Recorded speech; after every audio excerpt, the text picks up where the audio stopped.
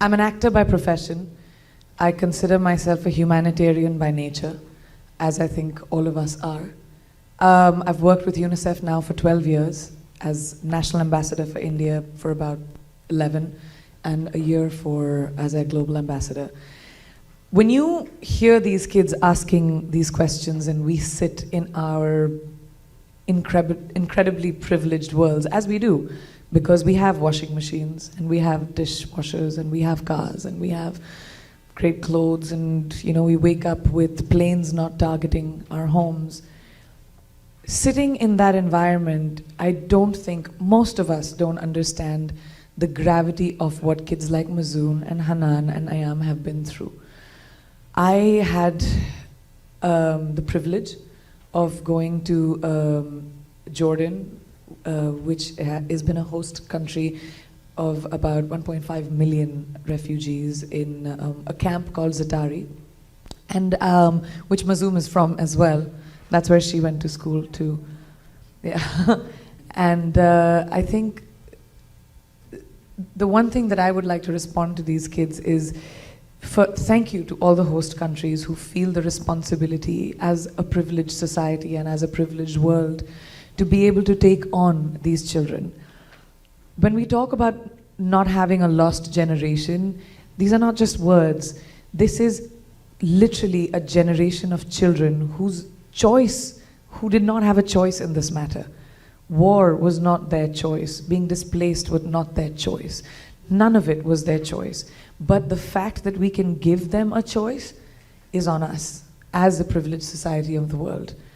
The fact that we can sit in our homes and just funds, compassion, time, belief, faith, and letting those kids feel that you can at some point become a dentist, or you can at some point become a singer.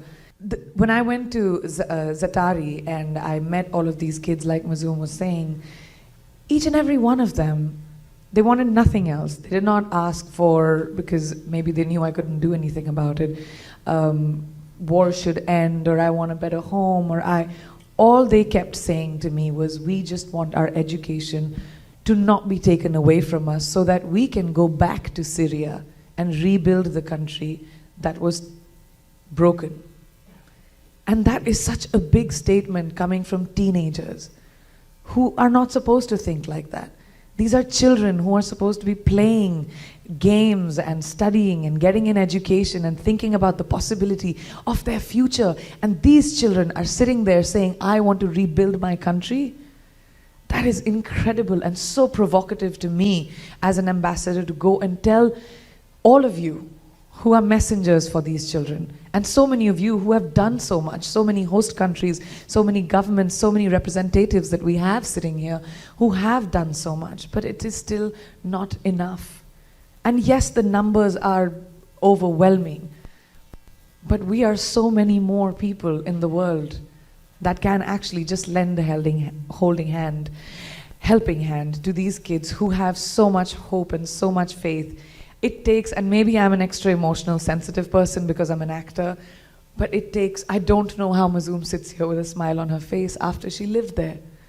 All it took for me was one visit to break my heart, and for me to have conversations with these kids and ask them, what do you want to do? And I have one 6-year-old telling me, I want to become a doctor, and an 8-year-old telling me, I want to be an engineer, or I want to be an actress.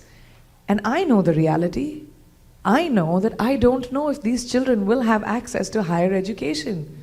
Will they be able to go to colleges? Will they be able to find their feet again? And those are questions we need to answer sitting in this room. Those are the questions we need to answer for them as their voices.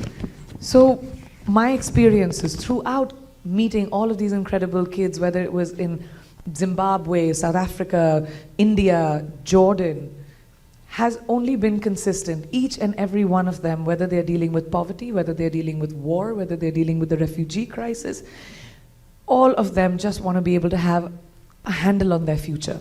And we can give them that. So please, I implore each and every one of you to implore the people that you work with to ask to just move their spirits and say this is on us as privileged society to remember those children that may be forgotten. Who, and I'm going to say this with the fear of the fact that I don't know if I can, but these are children that can actually get into the hands of people whose hands they shouldn't be in, of extremist thoughts, of ideas. And these are the same kids who, by the way, have to deal with the stigma of being refugees, of the fact that they have been displaced from the countries that they come from. So all of those things are something that we as a society need to talk about, educate about, create awareness about.